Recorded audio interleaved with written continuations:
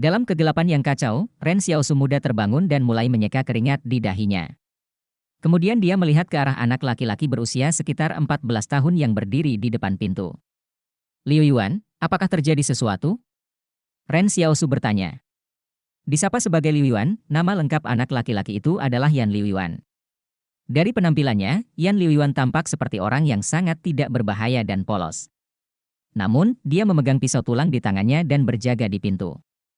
Saat ini sudah larut malam, namun dia tidak memejamkan mata meskipun terlihat sangat mengantuk, karena dia harus berjaga sepanjang malam. Yan Liu Yuan menggelengkan kepalanya dan berkata, "Tidak, semuanya baik-baik saja." Sebenarnya penyakit apa yang sedang kamu alami di kepalamu ini? Bahkan dokter di kota tidak dapat mendiagnosis apa yang salah denganmu? Anda tidak perlu khawatir tentang hal-hal seperti itu. Apa yang saya alami bukanlah suatu penyakit. Ren Xiaosu berkata dengan tegas, sebentar lagi fajar, dan aku akan pergi berburu. Kamu harus tidur sebentar agar bisa bangun tepat waktu untuk sekolah. Oke. Yan Liu Yuan mengangguk, murung. Tapi apa gunanya belajar di gurun seperti ini? Ini akan berguna bagimu di masa depan, kata Ren Xiaosu dengan nada yang tidak dapat disangkal. Aku juga ingin pergi berburu. Yan Liu Yuan cemberut. Siapa yang akan berjaga di malam hari jika terjadi sesuatu padamu? Aku, siapa yang tidak sadarkan diri? Ren Xiaosu berdiri dan bersiap untuk mengambil air dari pusat kota karena tidak terlalu berbahaya jika dilakukan setelah fajar menyingsing.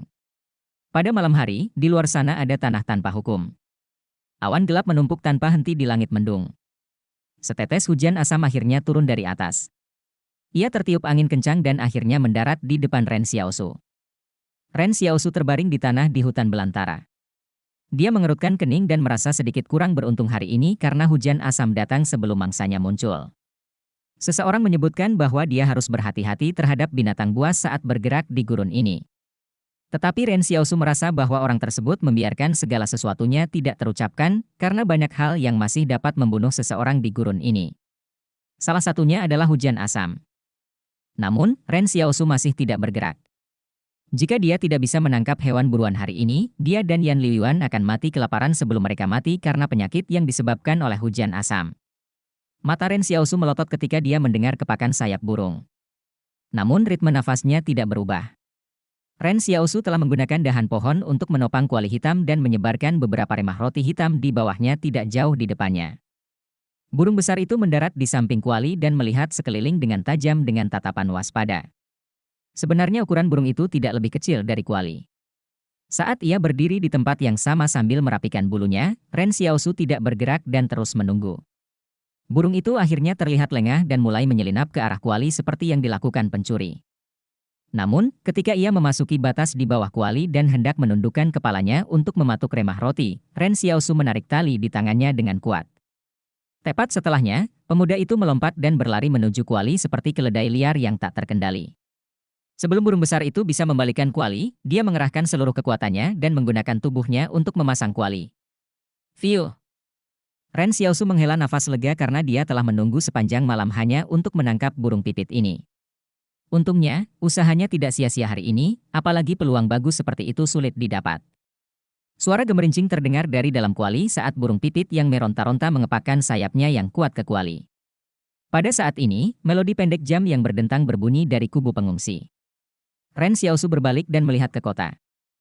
Dia bertanya-tanya kapan dia akhirnya bisa membawa Yan Liu Yuan untuk tinggal di dalam benteng.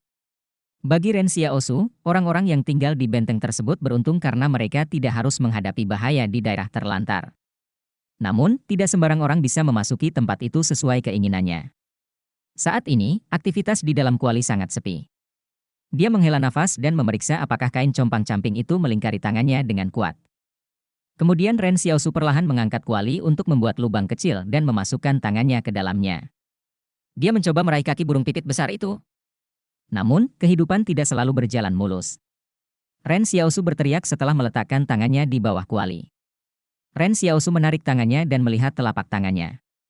Jaring di antara ibu jari dan telunjuknya berdarah, bahkan kain compang-camping pun tidak mampu melindunginya dari paruh tajam burung pipit. Ren Xiaosu marah. Dia melepas jaket compang-campingnya dan melingkarkannya di tangannya. Kemudian dia memasukkan tangannya ke bawah kuali lagi dan kali ini mencengkeram leher burung pipit itu. Dia mengeluarkan burung pipit itu dari bawah kuali dan menyelipkannya ke dalam lengannya. Dengan gerakan tangannya yang kuat, leher burung pipit itu patah dan lemas. Pada saat ini, Ren Xiaosu merasakan jantungnya terjepit karena cakar burung pipit besar telah membuat beberapa lubang di jaketnya. Tiba-tiba, pikirannya menjadi kosong, dan Ren Xiaosu berlutut. Seolah-olah bel tembaga besar telah dipukul di dalam kepalanya. Kemudian dia turun ke dalam kegelapan yang kacau balau. Oh tidak! Dulu penyakit ini hanya terjadi pada tengah malam, namun sekarang datang lebih awal? Ini bukan pertama kalinya penyakitnya meningkat. Hampir semua orang di kota tahu ada yang tidak beres dengan kepalanya, dan rasa sakitnya akan kambuh secara tiba-tiba. Hanya Ren Xiaosu yang tahu bahwa itu bukanlah rasa sakit melainkan kebingungan yang dia alami. Tunggu sebentar. Kali ini berbeda dari masa lalu. Kabut hitam di benaknya telah menyebar dan mengungkapkan istana di baliknya. Mata Ren Xiaosu terbuka, dan dia berdiri. Dia memandang dirinya sendiri dengan tidak percaya. Aku sampai pada hal ini dengan cepat. Dia awalnya memiliki kesempatan untuk melihat lebih dekat penampilan istana, tapi dia lebih tahu. Tidak ada perbedaan antara tetap tidak sadarkan diri dan mati di hutan belantara ini. Saat ini, dia harus bergegas kembali ke kota yang terletak di luar Stronghold 113 sebelum langit terbuka karena hujan asam. Ren Xiaosu mengikat kedua kaki burung pipit itu dan menyampirkannya di bahunya. Kemudian dia mengangkat kuali besar itu dan membalikannya ke kepalanya sebelum melarikan diri. Pitter-patter. Tetesan air hujan mulai berjatuhan di kuali. Kuali itu telah berubah menjadi payungnya. Namun sebelum dia bisa berlari jauh, siluet seseorang yang memegang pisau tulang menghalangi jalannya. Berikan tangkapanmu padaku. Namun sebelum orang tersebut menyelesaikan kalimatnya, dia melihat sebuah kuali besar berayun semakin dekat hingga menghantam wajahnya. Brengsek! Perampok itu terjatuh ke belakang. Dia tidak menyangka serangan Ren Xiaosu secepat itu. Dan itu juga sangat kuat. Kemudian dia melihat Ren Xiaosu menurunkan pot sebelum mengayunkannya kembali dan meletakkannya di atas kepalanya untuk digunakan sebagai payung, semuanya dalam satu gerakan terus-menerus. Perampok itu bahkan belum jatuh ke tanah, namun Ren Xiaosu sudah lari ke kejauhan. Perampok itu tergeletak di tanah menghadap ke langit saat hujan asam turun. Sedikit nyeri dan perih di wajahnya. Ada sesuatu tentang hal ini yang dia tidak dapat mengerti. Dalam sebagian besar situasi, bukankah seharusnya ada interaksi di antara keduanya? Berapa kali pemuda ini menghadapi situasi serupa hingga bereaksi secara naluriah?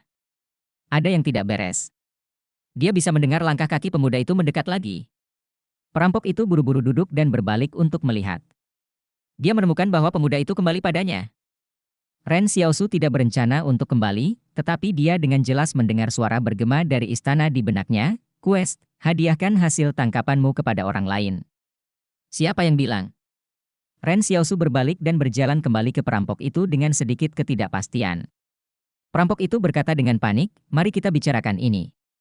"Hei, itu tidak benar, akulah korbannya di sini." Ren Xiaosu mengamati perampok itu. Dia memperhatikan bahwa tidak ada orang lain di dekatnya. "Kamu ingin burung pipit ini?" Ren Xiaosu bertanya. Mata perampok itu berbinar. "Saya bersedia." "Ini, ambillah." Ren Xiaosu memasukkan burung pipit itu ke dalam pelukan pria itu tanpa menjelaskan dirinya sendiri. Suara asing namun netral itu terdengar lagi, "Quest selesai. Diberikan gulir duplikasi keterampilan dasar. Anda dapat menggunakannya untuk mempelajari keterampilan orang lain." Ren Xiaosu tercengang, karena dia bisa merasakan perkamen kulit muncul di benaknya. Gulir duplikasi keterampilan yang bisa dia gunakan untuk menyalin keterampilan orang lain? Suka berburu? Bertahan hidup? Atau keterampilan lain? Perampok itu memeluk erat burung pipit besar itu dan mulai mengungkapkan rasa terima kasihnya. "Kamu orang baik." Sebelum dia selesai berbicara, dia melihat Ren Xiaosu mengambil kembali burung pipit itu sebelum pergi lagi. Perampok itu bingung. Dia menatap sosok Ren Xiaosu yang sedang surut saat dia bergegas pergi. Persetan dengan orang ini? Apa yang dia kejar? Ren Xiaosu kembali lebih lambat dari biasanya karena perampokan dan kehilangan kesadarannya yang tiba-tiba. Karena dia melihat langit semakin gelap, dia tahu akan sangat berbahaya melewati kota dengan hasil tangkapannya saat ini. Pada siang hari, masyarakat dari kubu masih keluar untuk menjaga ketertiban. Namun pada malam hari, orang-orang itu akan kembali ke benteng. Tentu saja, orang-orang dari kubu tidak melakukan ini dengan niat baik. Mereka hanya khawatir jika kota menjadi terlalu kacau, hal itu akan mempengaruhi pekerjaan kasar yang dilakukan para pengungsi. Oh, sepertinya Ren Xiaosu mendapat hasil panen yang cukup hari ini. Ketika Ren Xiaosu berlari kembali ke kota membawa kuali, seseorang dengan wajah kotor menyambutnya. Seolah-olah dia belum mencuci muka sejak dia dilahirkan. Kebanyakan orang di kota berpenampilan seperti itu. Hampir setiap hari, mereka pergi ke tambang batu bara terdekat untuk bekerja dengan imbalan makanan. Batu bara yang mereka tambang akan dikirim ke benteng, dan sebagai imbalannya, para pekerja akan menerima roti hitam atau kentang secukupnya untuk bertahan hidup. Bukan hanya penambangan batu bara. Semua pekerjaan kotor yang perlu dilakukan oleh benteng akan dilakukan oleh para pengungsi. Karena air sumur di kota dijatah, jumlah yang diterima setiap orang per hari telah ditetapkan, dan tidak ada seorang pun yang berani berpikir untuk meminta lebih banyak. Selain itu, hampir tidak ada sumber air bersih di sekitarnya. Atau lebih tepatnya, sumber air bersih manapun terlalu berbahaya untuk dikunjungi karena binatang buas berkumpul di sana untuk minum. Oleh karena itu, semua orang di kota akan selalu terlihat sangat kotor sehingga tidak ada yang bisa melihat wajah mereka dengan jelas. Ren Xiaosu juga tidak terkecuali. Namun, Ren Xiaosu belum pernah bekerja di tambang batu bara sebelumnya. Dia punya caranya sendiri untuk bertahan hidup. Ren Xiaosu tidak menanggapi siapapun yang menyapanya. Dia hanya ingin kembali ke gubuknya secepat mungkin. Saat Ren Xiaosu mengambil jalan alternatif ke kota, dia bisa melihat tembok benteng yang menjulang tinggi dari jarak yang cukup dekat. Rasanya sangat menyesakan, karena dia bahkan tidak bisa melihat puncaknya ketika dia melihat ke atas. Tidak banyak bangunan batu yang dapat ditemukan di kota karena kebanyakan orang hanya tinggal di gubuk. Ren Xiaosu memulai dengan cukup santai. Tapi dia berjaga-jaga saat memasuki kota dan bahkan mencabut pisau tulang dari pinggangnya. Suasana di jalan menjadi tegang seolah-olah ada bahaya yang mengintai di dalam gubuk. Tetapi dengan Ren Xiaosu memegang pisau tulang di tangannya, orang-orang dengan niat mengancam menahan diri. Hal pertama yang dipelajari Ren Xiaosu saat tinggal di sini adalah tidak mempercayai siapapun, selain Yan Liuyuan. Bisikan datang dari gubuk pinggir jalan. Ren Xiaosu telah menangkap lebih banyak daging buruan. Bagaimana itu bisa dianggap sebagai permainan? Itu hanya seekor burung pipit. Tapi ini berbeda dengan burung pipit yang kita lihat di buku pelajaran kuno. Menurut kolang dari sebelum Tecataclis juga berukuran sebesar ini? Jangan memprovokasi dia. Sebuah suara mengakhiri bisikan dari dalam gubuk. Seseorang sepertinya tahu tentang masa lalu Ren Xiaosu. Ren Xiaosu membuka tirai pintu gubuknya. Kehangatan di dalamnya membuatnya tidak terlalu tegang. Ketika Yan Liuyuan, yang sedang duduk di gubuk dan mengerjakan pekerjaan rumahnya, melihat Ren Xiaosu kembali, dia tampak terkejut. Kamu menangkap seekor burung pipit? Kenapa kamu tidak menyalakan lampu minyak tanah? Ren Xiaosu bertanya sambil mengerutkan kening. Yan Liuyuan biasanya adalah anak yang bandel, tetapi di depan Ren Xiaosu, yang seperti kakak laki-lakinya, secara mengejutkan dia menjadi patuh. Saya ingin menghemat bahan bakar untuk kita. Bagaimana jika kamu menjadi rabun jauh? Ren Xiaosu menurunkan burung pipit itu. Mata Yan Liuyuan berbinar. Guru sekolah menyebutkan sesuatu yang disebut kacamata, yang ada sebelum Tecataclis tetapi sekarang hanya dapat ditemukan di benteng. Kalau kita punya penyakit seperti itu, kita tidak perlu khawatir lagi akan rabun jauh. Ren Xiaosu meremehkan pernyataan itu. Saya pernah melihat seseorang memakai barang yang Anda sebutkan sebelumnya. Tapi jika penglihatanmu bergantung pada sesuatu yang bisa dijatuhkan kapan saja di alam liar ini, itu sama saja dengan kematian. Jangan dengarkan omong kosong gurumu. Tidak semua yang dia katakan itu benar. Oh, Yan Liuyuan mengangguk dan berkata, lalu mengapa kamu masih bersikeras mengirimku ke sekolah? Ren Xiaosu tersedak oleh kata-katanya. Kenapa kamu terus mengoceh? Kapan aku bisa pergi berburu bersamamu? Yan Liuyuan terus bertanya. Kamu baru berumur 14 tahun. Mengapa kamu ingin pergi berburu? Jika kamu berprestasi di sekolah, kamu tidak perlu pergi berburu. Ren Xiaosu berkata, bukankah lebih baik belajar akuntansi, fisika, atau kimia daripada berburu? Bukankah kamu baru berumur 17 tahun? Yan Liuyuan tidak yakin. Di era ini, bahkan orang-orang biadab pun menyadari pentingnya pengetahuan. Ini juga alasan mengapa seorang guru bisa bertahan hidup di kota. Apapun masalah yang terjadi di kota, seorang guru akan selalu menjadi orang yang paling aman karena tidak ada yang akan mengincar mereka. Namun, biaya kuliahnya mahal. Kalau tidak, Ren Xiaosu sendiri juga akan pergi menghadiri kelas. Ren Xiaosu menopang kuali dan dengan terampil membedah burung pipit pada saat yang bersamaan. Apa yang guru bicarakan hari ini? Aku hanya bisa membiarkanmu memakan jeroan burung gereja. Saya harus menjual sisanya di pasar besok. Apakah kamu terluka? Yan Liuan mengerutkan kening saat melihat luka di tangan Ren Xiaosu. Ia telah dipatuk burung pipit, dan lukanya masih mengeluarkan darah. Kuali besar digantung pada sebatang tongkat, dan nyala api di lubang api gubuk sesekali menyinari wajah Ren Xiaosu. Itu hanya goresan. Ia terdiam di dalam gubuk. Setelah beberapa saat, Ren Xiaosu menyendok organ burung pipit yang sudah dimasak dari panci dan menyerahkannya kepada Yan Liuan. Menelan. Mata Yan Liuan tiba-tiba memerah. Saya tidak menginginkannya. Kamu seharusnya memilikinya karena kamu perlu menyembuhkan lukamu. Aku mau makan sup saja. Ren Xiaosu berkata, saya masih memiliki roti hitam yang bisa saya makan. Saya tidak makan. Lukamu sama sekali bukan goresan. Saya melihat seseorang di kota meninggal akibat infeksi beberapa hari yang lalu karena kami tidak memiliki akses terhadap obat apapun untuk mengobati luka dan goresan, kata Yan Liuan dengan keras kepala sambil air mata hampir membasahi wajahnya. Hah? Ren Xiaosu tiba-tiba menampar wajah Yan Liuan dan berkata, ingat ini, kamu dan saya tidak akan pernah bisa menangis selama kita hidup di dunia ini. Dunia ini tidak mempercayai air mata. Ren Xiaosu melanjutkan, lihatlah orang-orang seperti apa yang ada di sekitar kita. Apa yang akan terjadi padaku jika kamu tidak makan dengan baik dan seseorang menyerbu masuk dan menikamku sampai mati di malam hari? Aku mengirimmu ke sekolah karena aku berharap kamu tidak menjadi orang sepertiku, yang hanya tahu cara berburu. Anda memiliki keterampilan unik. Selama Anda rajin belajar, Anda tidak perlu bekerja sepanjang hari di alam liar seperti saya untuk mencari nafkah.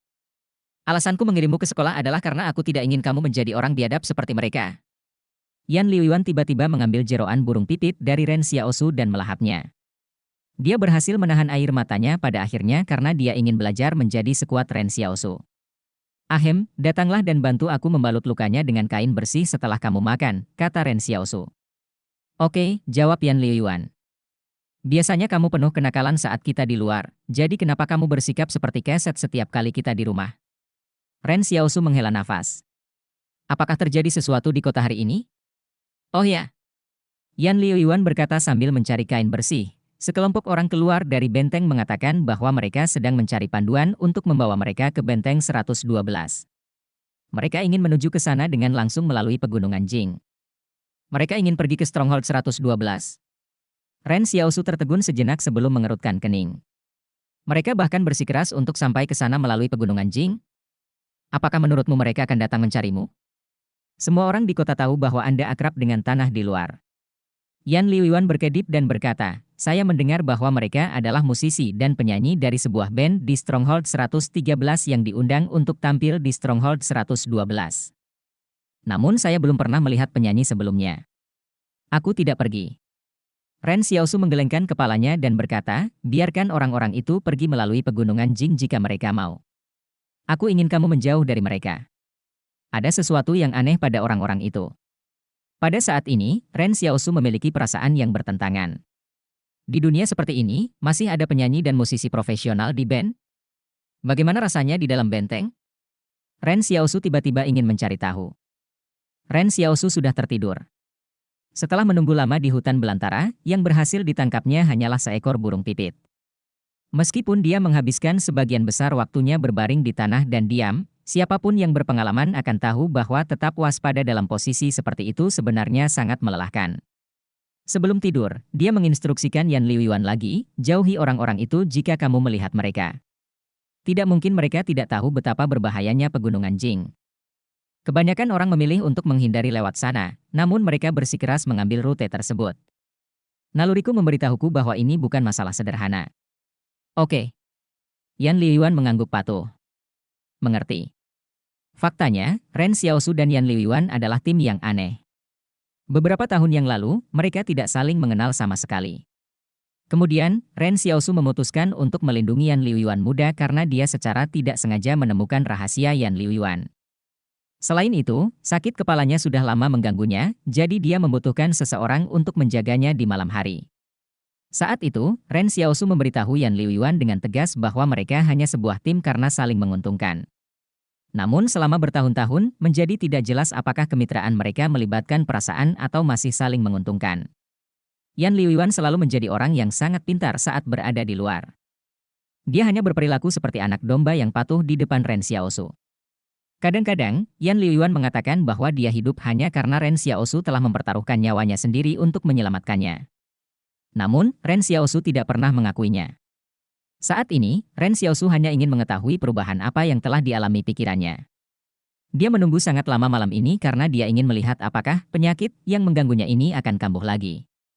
Pada akhirnya, kebingungan yang kacau itu tidak terjadi. Sepertinya istana selalu tersembunyi saat dia dalam keadaan bingung. Namun kini, kabut hitam kebingungan itu akhirnya menghilang. Ren Xiaosu ingin melihat apa sebenarnya yang ada di dalam istana.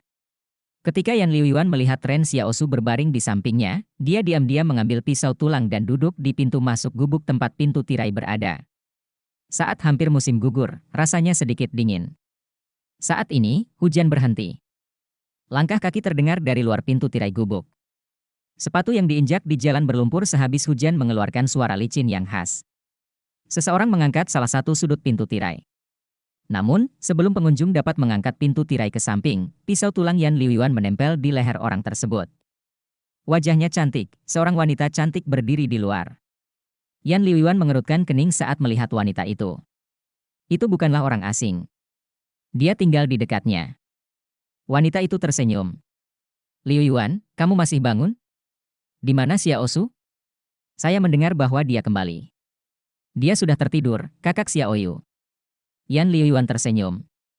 Jika ada yang ingin kamu katakan, katakan saja padaku. Wajah Xiaoyu tampak sedikit tidak wajar. Apakah dia terluka saat keluar kali ini? Tangannya digigit burung pipit. Tapi kakak Xiaoyu, kamu tidak perlu terlalu mengkhawatirkan kakakku, bukan? Lagi pula, kamu 8 tahun lebih tua darinya. Setelah Ren Xiaosu tertidur, Yan Liuyuan mengadopsi kedewasaan melebihi usianya ketika berhadapan dengan orang luar. Tidak peduli apakah dia mengenal orang itu atau apapun yang mereka katakan, dia tidak menjauhkan pisau tulang dari lehernya. Xiaoyu mengeluarkan sebatang rokok dan korek api dari tasnya yang dibawanya. Itu adalah rokok lintingan yang hanya didistribusikan di tambang batu bara, pembangkit listrik, dan properti lain yang berada di bawah kendali kubu. Banyak buruh berbadan sehat pergi ke sana untuk bekerja tidak hanya demi uang dan makanan, tapi juga untuk rokok. Mereka akan menerima sebatang rokok untuk setiap hari kerja yang mereka lakukan. Oleh karena itu, pada malam hari sepulang kerja, sekelompok besar orang sering terlihat berkumpul dan merokok. Ren Xiaosu pernah menjelaskan kepada Yan Liuyuan bahwa rokok tersebut kemungkinan besar dicampur dengan sesuatu yang sangat membuat ketagihan. Namun, jelas sekali bahwa Xiaoyu tidak mendapatkan rokoknya dari bekerja di tempat tersebut. Xiaoyu menyalakan rokoknya dan mengambil 2 isapan. Dia sepertinya sedang memikirkan sesuatu. Dasar nakal, aku menganggap kalian berdua adalah adik lelakiku. Oh. Yan Liuyuan tiba-tiba bertanya, apakah kamu masuk angin? Xiaoyu tercengang. Ya, apakah suaraku terdengar agak serak? Tidak. Yan Liuyuan menggelengkan kepalanya dan tertawa. Saya melihat asap tidak keluar dari salah satu lubang hidung Anda setelah Anda menghisapnya. Xiaoyu terdiam. Untuk beberapa alasan, Xiaoyu merasa Yan Liuyuan tidak terlalu menyukainya. Kalau begitu aku akan kembali dulu. Xiaoyu berkata, saat kakakmu bangun, katakan padanya bahwa aku datang. Oke. Yan Liuyuan tersenyum. Saya akan menyampaikan pesannya. Setelah Xiaoyu pergi, Ren Xiaosu tiba-tiba berbicara dari belakang Yan Liuyuan. Jangan menindas kakak Xiaoyu di masa depan. Itu juga tidak mudah baginya. Kak, dia tidak baik. Yan Liuyuan berkata, lagi pula, dia hanya dekat denganmu karena dia tahu kamu selalu berhasil saat berburu. Siapa yang baik di sekitar sini? Ren Xiaosu berkata dengan tenang, tidak ada orang baik yang bisa bertahan hidup di dunia ini. Tangan setiap orang dipaksa oleh kondisi kehidupan mereka. Kami hanya bisa menjauhkan diri darinya. Jangan mengolok-oloknya. Wanita suci yang terlalu baik tidak akan mampu bertahan hidup di kota ini. Ren Xiaosu berpikir sejenak dan berkata, dia bahkan tidak menyebutkan bahwa dia menyukaiku. Lagi pula, apa kamu yakin dia mendekatiku hanya karena aku berhasil berburu? Dan bukan karena aku tampan? Bro, semua orang sudah berbulan-bulan tidak mencuci muka. Semua orang di sini pada dasarnya terlihat sama. Yan Liuyuan terdiam saat dia melihat Ren Xiaosu. Kak, kamu tidak tertidur? Kenapa kamu masih bangun? Saya baru saja berpikir, kata Ren Xiaosu sebagai penjelasan singkat. Ren Xiaosu tidak tertidur karena dia telah menjelajahi rahasia istana dalam pikirannya. Di istana melingkar, dindingnya dilapisi lemari kayu tua, membuatnya tampak seperti ruang pamer besar. Namun, dia tidak dapat melihat apa yang ada di lemari pajangan di ruang pamer karena tertutup kabut hitam. Di tengah ruangan hanya ada satu meja dengan mesin tik kuningan di atasnya. Itu adalah mesin tik usang yang akan mengeluarkan bunyi klik keras saat diketik dan sudah lama tidak ada sejak tercetak list. Hanya ada 24 kunci kuningan pada mesin tik ini. Masing-masing terukir karakter, adil, positif, jujur, nyata, ramah, baik hati, kaya, kuat, DLL. Itu penuh dengan energi positif. Namun sepertinya mesin tik tersebut dilengkapi dengan perekaman kulit dalam jumlah tidak terbatas dan akan bergerak dengan sendirinya tanpa ada yang mengetik dengan tuts kuningan. Saat ini di sana ada 2 baris kata kecil yang muncul pada sore hari. Quest, hadiahkan hasil tangkapanmu kepada orang lain. Pencarian selesai. Diberikan gulir duplikasi keterampilan dasar. Anda dapat menggunakannya untuk mempelajari keterampilan orang lain. Dia tidak tahu apakah dia hanya membayangkan ini atau ada penjelasan lain untuk itu. Menurut legenda, beberapa orang dapat membuat istana kenangan dan membangun dunia fantasi berdasarkan tingkat kemauan spiritual mereka. Tapi Ren Xiaosu merasa istananya tampak sedikit berbeda dari gambaran istana kenangan. Mengapa hal itu membuatnya menghadiahkan hasil tangkapannya kepada orang lain? Apakah mesin tik ini ingin dia menjadi orang baik? Menjadi orang baik di dunia yang mengutamakan etika? Tidak mungkin. Pada saat ini, kesadarannya berdiri di tengah-tengah istana yang luas saat dia melihat lemari pajangan di sekelilingnya. Sepertinya barang-barang mengambang di dalam lemari pajangan, tapi tersembunyi di balik kegelapan. Kabut hitam itu tidak memungkinkan Ren Xiaosu melihat apa yang mengambang di dalamnya. Lemari pajangan ini disambungkan dengan kubah istana sehingga tampak seperti museum besar. Ren Xiaosu berjalan ke salah satu lemari dan mencoba menyentuh benda yang mengambang di kabut hitam. Tapi sekeras apapun dia berusaha, dia tidak bisa menembus perlawanan kabut hitam. Itu adalah kekuatan yang tidak bisa dia ungkit saat ini. Jika Ren Xiaosu ingin mengetahui apakah istana itu nyata, dia harus menggunakan tindakan untuk membuktikan keberadaannya.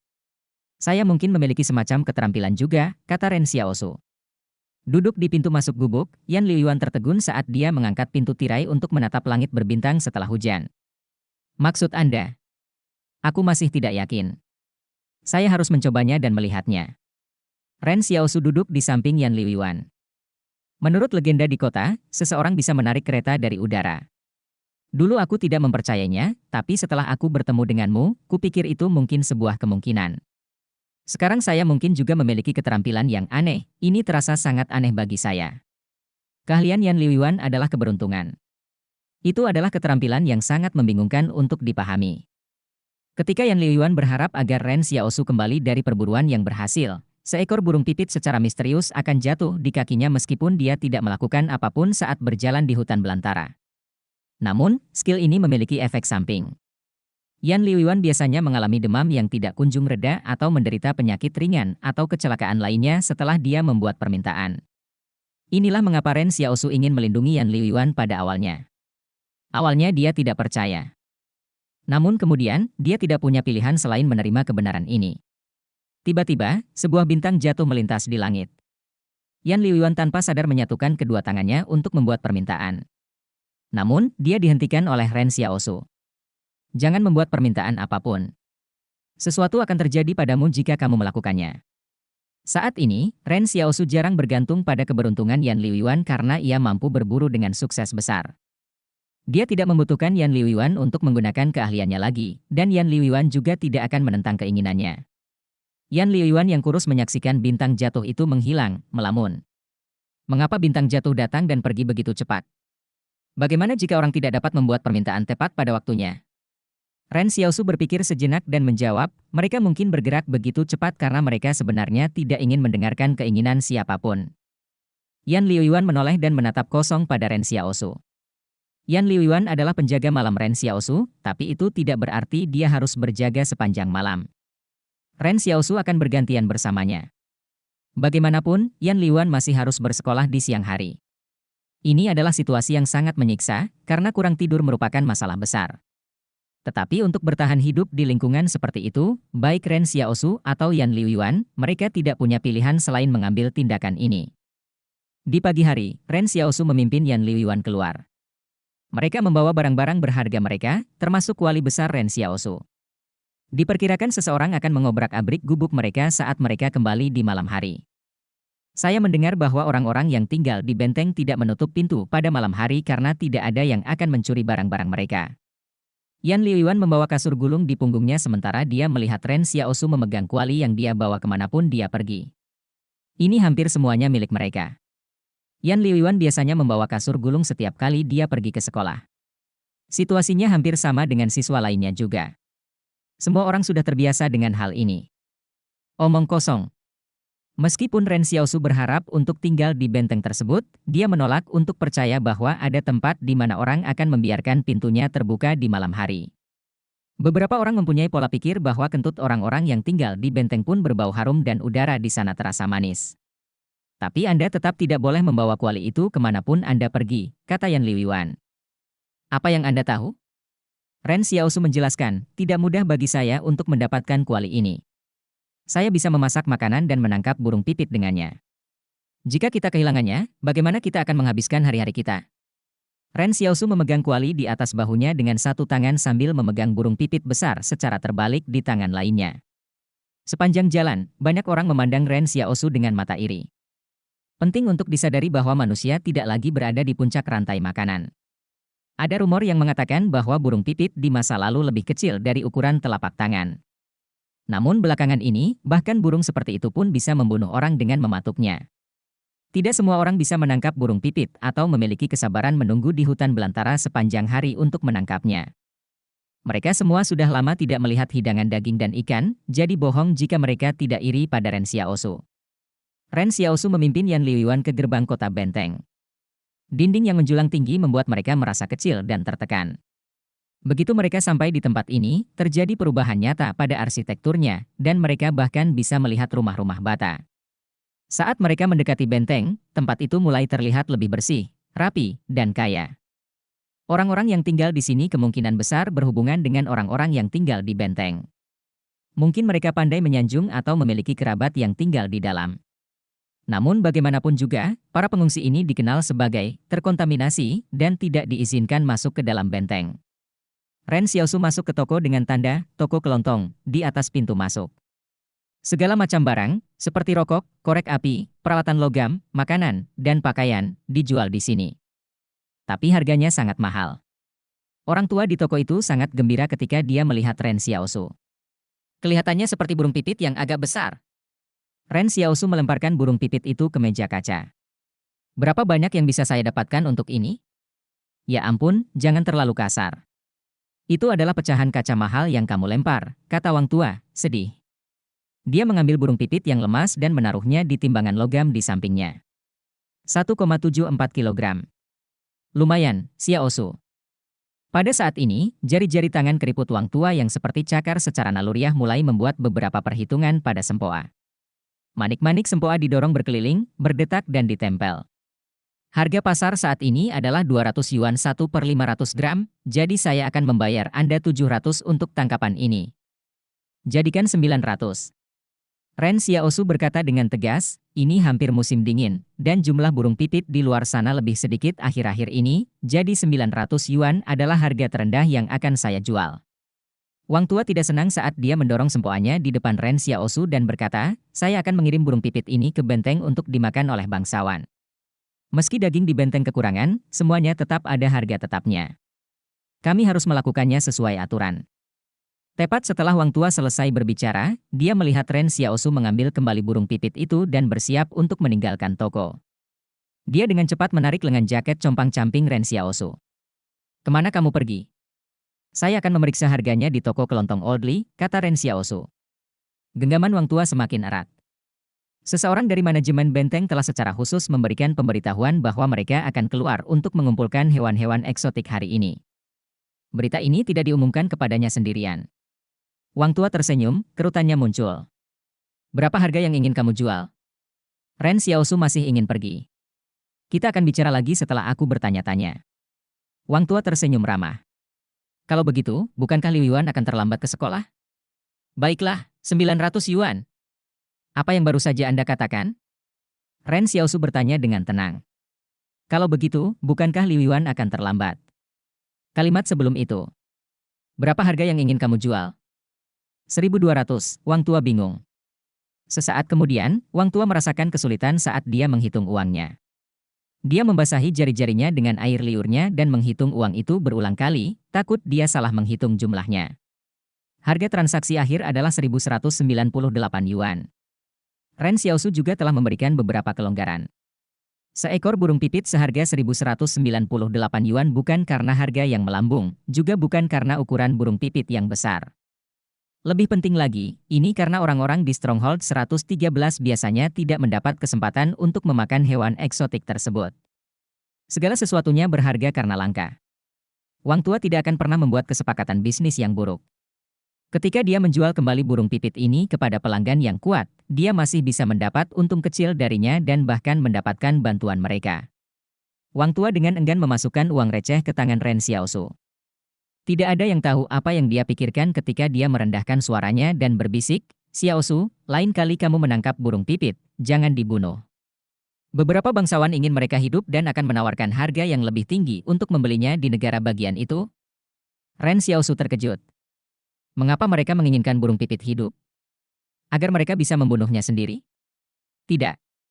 Wang Tua menggelengkan kepalanya dan berkata, "Kamu tidak tahu, kan? Ada orang yang memelihara mereka sebagai hewan peliharaan." Sebagai peliharaan? Mereka tidak membelinya untuk dimakan? Ren Xiaosu bingung. Sayang sekali.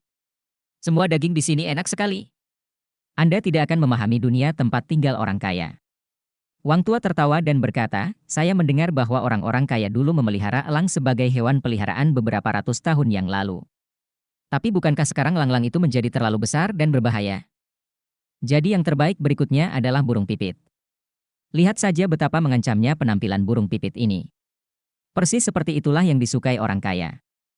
Ren Xiaosu memikirkannya sebentar. Jadi, meski masih banyak orang yang belum mempunyai cukup makanan, beberapa orang sudah mulai memelihara burung pipit sebagai hewan peliharaan. Tetapi saya harus menjualnya dengan harga lebih tinggi jika mereka menginginkannya hidup. Ren Xiaosu berkata, "Saat burung ini masih hidup, ia bahkan dapat membunuh orang jika Anda tidak berhati-hati. Itu terlalu berbahaya." Tiba-tiba, Ren Xiaosu berpikir jika para pengungsi di luar benteng terkontaminasi, bukankah burung pipit juga akan terkontaminasi? Atau apakah orang-orang yang berada di kubu hanya membutuhkan para pengungsi ini untuk bekerja bagi mereka? Dan temboknya, apakah mereka secara alami membaginya menjadi sebuah hierarki? Anda hanya bisa menjadi kaya dengan mengambil risiko. Wang Tua tersenyum dan berkata, "Karena kamu bisa menunggu sepanjang malam untuk berburu, kamu bukan orang biasa. Jika Anda berupaya menangkap burung pipit hidup, Anda mungkin bisa berhenti bekerja selama 6 bulan ke depan. Lagi pula, pernahkah kamu berpikir untuk menghasilkan uang agar bisa mendapatkan istri? Dapatkan seorang istri? Pantatku." Ren Xiaosu berkata dengan kesal. Wang Tua dengan sengaja berkata dengan nada misterius, "Li Tua, yang tinggal di sebelah, memiliki seorang putri yang belajar di sekolah yang sama dengan adik laki-lakimu, Liu Yuan. Dia gadis yang sangat baik. Berdasarkan apa yang kamu katakan, bukankah lebih baik jika aku menjual burung pipit ini langsung ke Li Tua? Apakah aku masih membutuhkan perkenalanmu?" Ren Xiaosu menoleh ke Yan Liuan dan bertanya, "Apakah Putri Li Tua adalah teman sekelasmu?" "Ya." Yan Liuan mengangguk. "Dia cukup besar." "SSST, ayo main ke sana," bentak Wang Tua. "Anggap saja aku tidak mengatakan apa-apa karena kamu salah mengira kebaikanku sebagai niat buruk." Melihat bahwa dia hampir terjebak di antara olok-olok Ren Xiaosu dan Yan Liuan, Wang Tua dengan tegas menghentikan mereka dengan mengubah topik pembicaraan. "Ingat, lain kali kamu menangkap burung pipit hidup, kamu harus membawanya kepadaku." "Tentu." Ren Xiaosu mengangguk. Meski menangkapnya hidup-hidup berbahaya, bukan tidak mungkin. Dia melihat sekeliling toko kelontong dan bertanya, "Berapa harga jual jaket berlapis kapas tersebut?" "Jaketnya adalah produk baru, dan harganya masing-masing 500 yuan. Anda harus tahu bahwa saya membelinya masing-masing seharga 490 yuan. Saya sama sekali tidak mencari keuntungan dari penjualan jaket berlapis kapas ini." Wang Tua berkata, "Bagaimanapun, satu kematian lebih sedikit berarti satu nyawa terselamatkan." "Kamu baik sekali," puji Ren Xiaosu dengan acuh tak acuh. "Saya akan membeli satu. Periksa dan lihat ukuran apa yang harus dipakai Liu Yuan." "Kak, belilah satu untuk dirimu sendiri juga," kata Yan Liu Yuan cepat. "Jangan menyela ketika orang dewasa sedang berbicara." Ren Xiaosu mengerutkan kening. "Aku tidak kedinginan. Uang adalah hal yang baik. Organisasi yang mengendalikan benteng mengeluarkan uang untuk menjamin distribusi barang dan material. Meski nyaman, tanpanya, tidak ada yang bisa dilakukan. Musim dingin di sini sangat dingin, tapi dia harus menyisihkan sejumlah uang untuk berjaga-jaga jika terjadi keadaan darurat.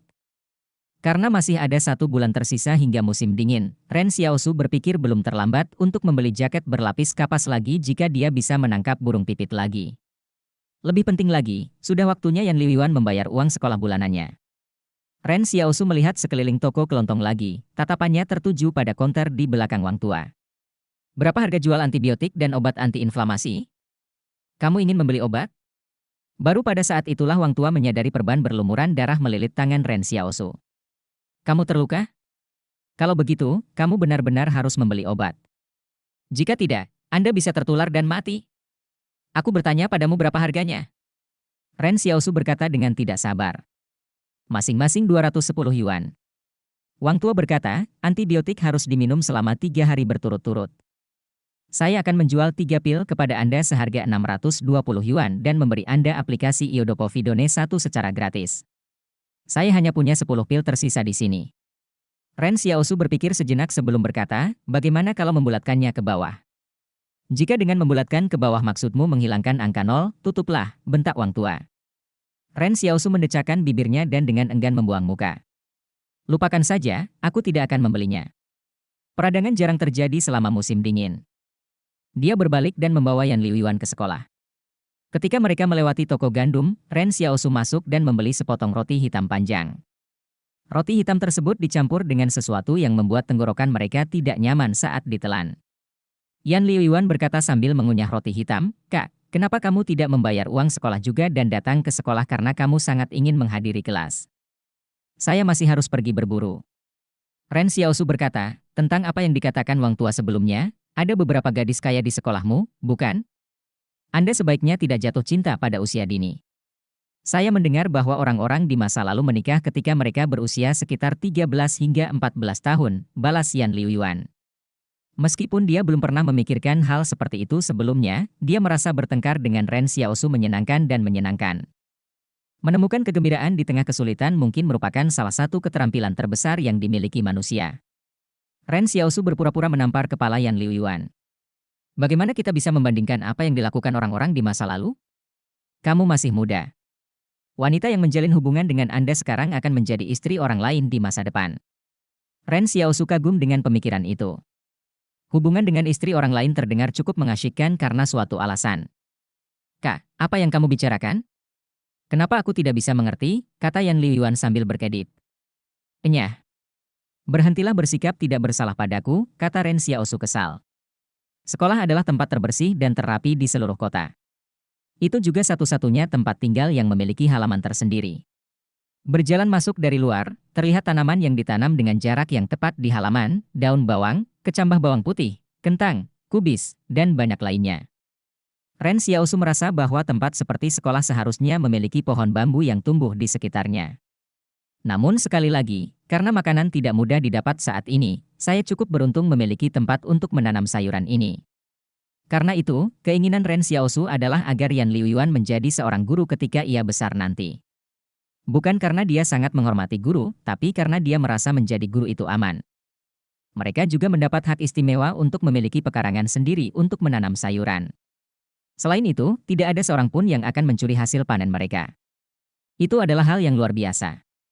Secara umum, keinginan Ren Xiaosu selalu sangat sederhana. Yan Liuan mengambil uang sekolahnya dan pergi ke kelas. Ren Xiaosu berjongkok di atas tembok dan mendengarkan apa yang diajarkan di dalam kelas. Karena dia tidak mampu membayar uang sekolah, dia harus menguping seperti ini. Guru terkadang menceritakan kepada siswanya cerita tentang betapa mulianya peradaban manusia di masa lalu. Namun sejujurnya, sang guru juga belum pernah menyaksikan saat seperti itu. Apapun yang dia katakan kepada mereka sekarang adalah rincian yang disampaikan dari mulut ke mulut, jadi kebenarannya mungkin sudah terdistorsi. Meski tidak terlalu bisa diandalkan, Ren Xiaosu masih terpesona olehnya. Kadang-kadang, Ren Xiaosu akan menanyakan pertanyaan kepada Yan Liuan tentang informasi yang tidak dia mengerti atau dengar. Hal ini sangat meresahkan Yan Liuan karena jika dia tidak bisa menjawabnya, itu akan menunjukkan bahwa dia tidak memperhatikan selama pelajaran. Oleh karena itu, setiap kali Ren Xiaosu hadir untuk menghadiri pelajaran, Yan Liuyuan akan sangat perhatian selama kelas. Entah kenapa, Yan Liuyuan harus mengakui bahwa kakaknya terlihat cukup menawan ketika dia serius belajar. Tidak heran kalau Xiao Yu akan melemparkan dirinya ke arahnya. Guru itu sedang memegang sebuah buku di kelas sambil menatap dengan mata melankolis ke beberapa siswa yang sedang tidur. Kemudian dia melihat ke arah Ren Xiaosu yang berada di atas tembok di luar jendela. Dia berkata kepada Yan Liuyuan, saat kamu kembali hari ini, beritahu saudaramu bahwa dia bisa datang ke halaman dan mendengarkan pelajaranku di masa depan. Baiklah. Yan Liuyuan tersenyum bahagia.